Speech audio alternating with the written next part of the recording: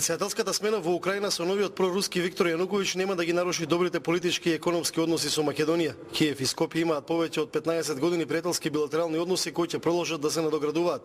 Ово од Киев по инаугурацијата на Јануковиќ го порача председателот Ѓорги Иванов. Без разлика кој е председател на Украина, веќе 15 години Македонија и Украина имаат едни константно добри односи и немаат отворени прашања.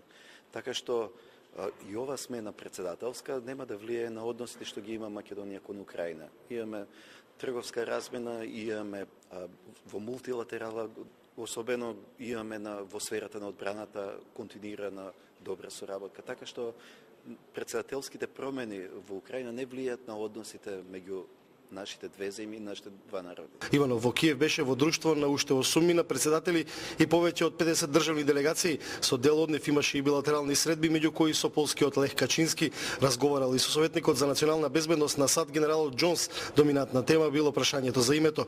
САД има интерес што побрзо Македонија да биде во НАТО.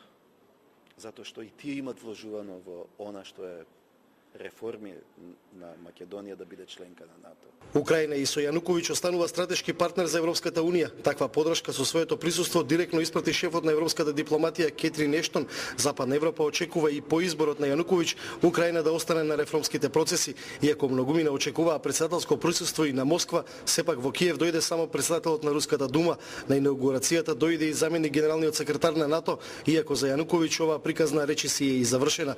Новиот украински председател воедно е сигурен, откако ја освои најмоќната политичка позиција, сега ќе се обиде да ја урне владата на прозападната премиерка Јулија Тимошенко. Ако не успее да создаде ново парламентарно мнозинство, неверојатно веќе следниот месец ќе го распушти парламентот и ќе распише нови избори. Тимошенко и нејзиното парламентарно мнозинство кое денеска ја бойкотираше инаугурацијата, веќе се изјасни: обидете се да ме соборите.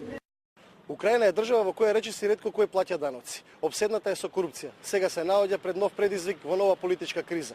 На украинците не им преостанува многу, освен да се молат за иднината на својата држава во трите православни цркви. Сител во Украина, Маријан Николовски.